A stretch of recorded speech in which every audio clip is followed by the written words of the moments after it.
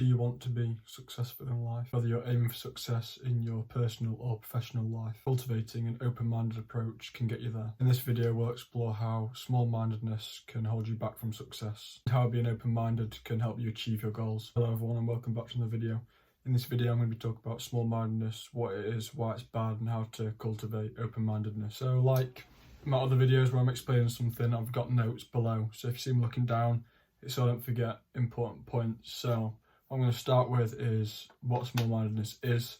So it refers to a narrow or closed, limited way of thinking and just not open to ideas, and you only think your point of view is correct. And someone might say something like, for example, someone can earn 10,000 a month and they might say that's impossible or not even believe it's possible. Just be small-minded about it and think they can't do it themselves. And that also links into that when other people can do it, they think it's because they're being dodgy or doing something wrong. They don't think it's just that they've actually tried. If you straight away like cancel off something before even trying, you're not going to do it. And that's probably how small-mindedness, small-minded people, they'll already just knock it off before even trying because they're probably scared of defeat or failure. So why is being small-minded bad? Well, if you're small-minded, it kind of limits the person's ability to understand other people's viewpoints and appreciate diverse perspectives, experiences and ways of life. So it can lead to lack of empathy and understanding towards others who have different beliefs, values or backgrounds, and can result in prejudice, discrimination or intolerance. So not everyone, you can't always talk for everyone or put people in a group, but most people that are small-minded may be one of the either racist, sexist, through that line of things because they can't see any other point of view. They just believe in what they believe in. So small-mindedness can also limit a person's ability to learn and grow because, again, they believe only their viewpoint's right because they're small-minded, and it usually means they're not open-minded, so they can't see really possibilities. So, like I say, it'll prevent them from considering new ideas and approaches that may challenge their existing beliefs. So like I say, and this can result in a lack of creativity, innovation and progress, both in personal and professional spheres. So small-mindedness doesn't just link to success, it can also link to meaningful relationships and connections with others. When a person's closed-minded, they may struggle to form genuine connections because, again, they can't see your point of view, and people have different perspectives on things. They think they're just wrong. This can limit their ability to build strong relationships and collaborations with others, which can be important for personal and professional growth. And as I think I've said in other videos about influence, small-mindedness can be influenced by a variety of factors: cultural, social, personal experiences, and cognitive biases, and so parents and friends and that. And then my own thought, mass programming, like everyone goes to school and that's how you're brought up, where your brain's like learning and all you're learning is what school's telling you. It's pretty much mass programming, and you can be like programmed into being small-minded from school. That's one of my personal beliefs, and it's important to recognise that the development of small-mindedness is complex and multi-faced. But as I say, like if everyone's getting taught the same thing, a lot of people are going to be small-minded because they're taught that you have to get these grades to get this good job, and that's all you can do. That's small-minded. That if you I actually was talking to a mate the other day, and he was saying that like his exams and his grades will determine his life, and it's completely untrue. There's so much more you can do after your grades. Like look at most people that are very successful, not all, most of them at least dropped out of uni or college, that they call it in America, and some of them even failed classes, and then the grades never mattered because they started a business. You don't need grades to start a business. And also if you want to do courses, they don't say, oh, what's your English grade? They just teach you. You don't, like, and that's the opposite side of the spectrum, and most people that are good at school aren't actually good in life, and that's, again, it's not all, but I see it quite a lot, to be fair. So how can small-mindedness affect success? Well, it can limit a person's ability to achieve success by preventing them from seeing opportunities, thinking creatively, collaborating effectively, and adapting to change. In order to be successful, it is important to cultivate an open-minded and curious approach to the world, and to be willing to learn, grow, and adapt over time. And then what is the opposite side of the spectrum? So what is open-mindedness?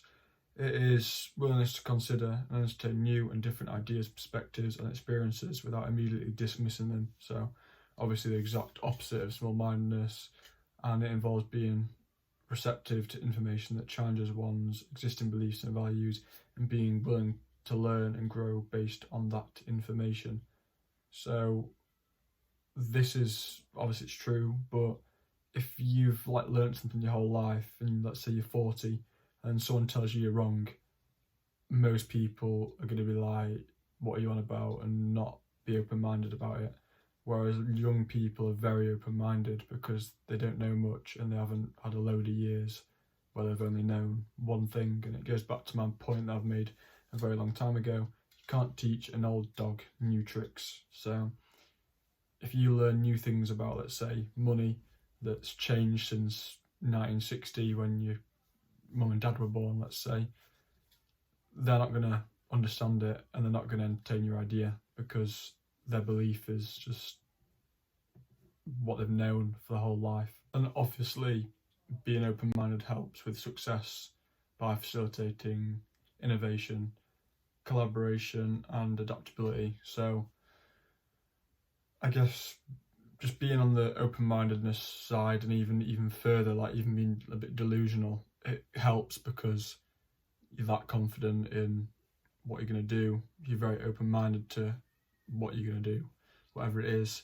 that you'll end up doing it because it'll, you know what I mean, if you know it's going to work and you're open to anything, you'll become successful.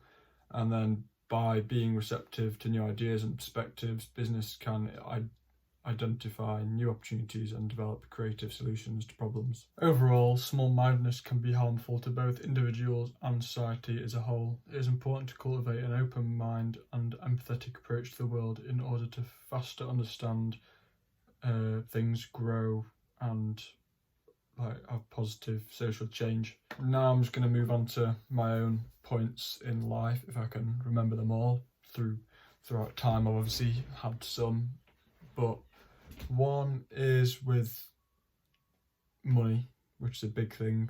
People are very, very small-minded about money. Like I originally said, people don't believe you can make more than 10 grand a month, and that isn't even, you'll think I'm stupid if you don't have my same mindset, but that isn't even that much. 10 grand a month, 120 grand a year after tax. I don't know how much that ends up being, but it's not huge money.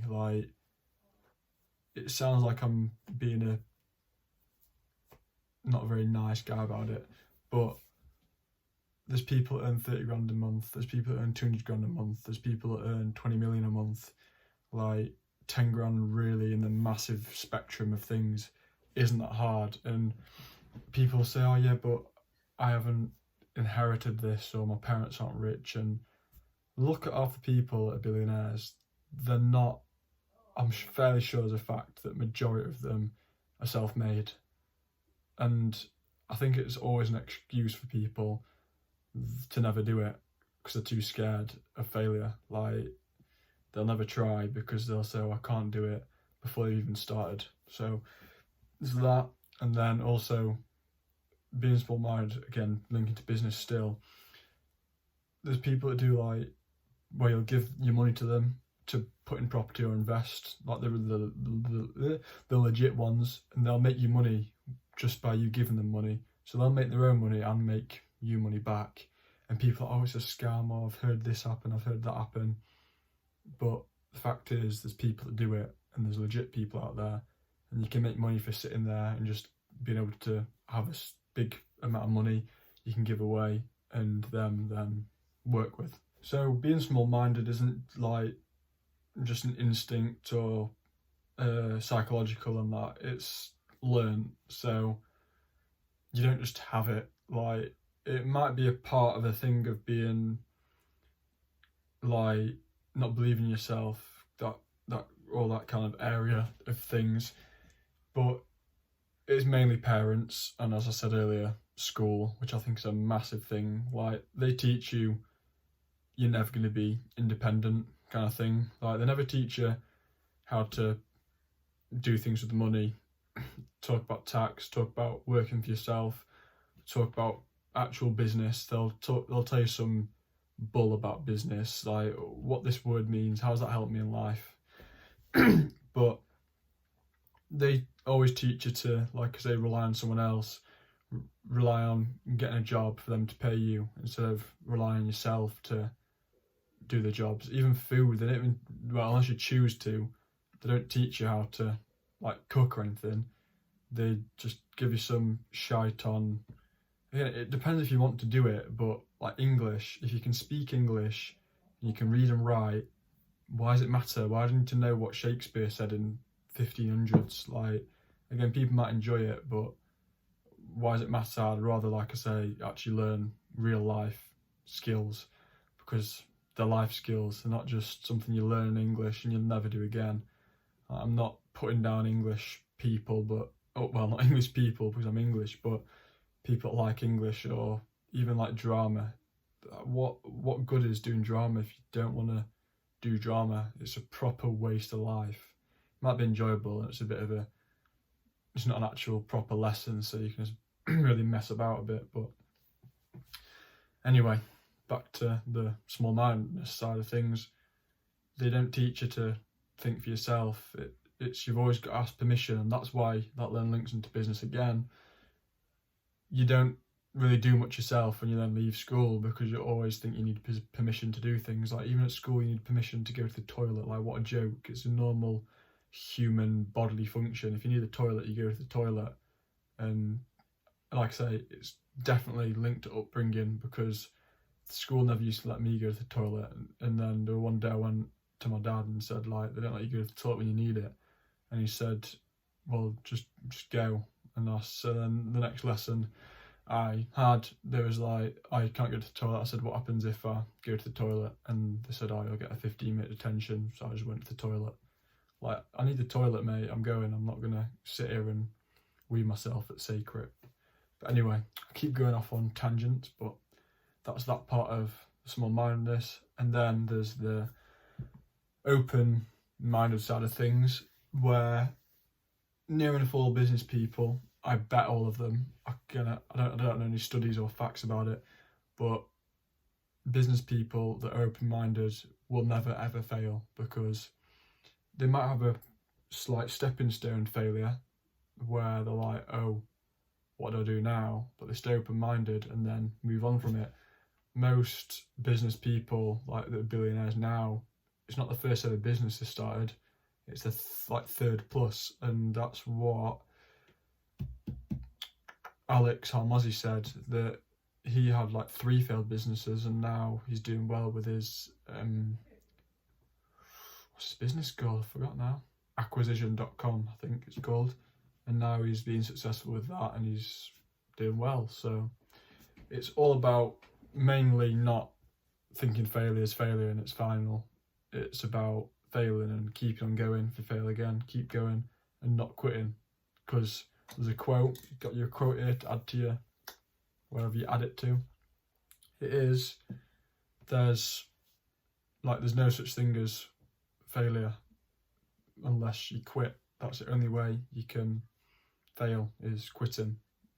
If you're, let's say, in a race and something doesn't go your way and you quit, there's absolutely no chance of getting any position. Whereas if something happens, like you slip over and you keep going, or whatever happens, you can't fail, because nothing's ended, you know what I mean? Well, thank you for watching. I quite enjoy making these like factual videos where I can waffle, because that's what I was best at school. So I passed my English, I just sat there and waffled away, wrote about 8 pages. So anyway, thank you very much for watching. Do all the things you know you should be doing, like subscribing and liking, and turn your notification button on so you don't miss any valuable content, as I always say. And yeah, thank you, and I'll see you in the next one.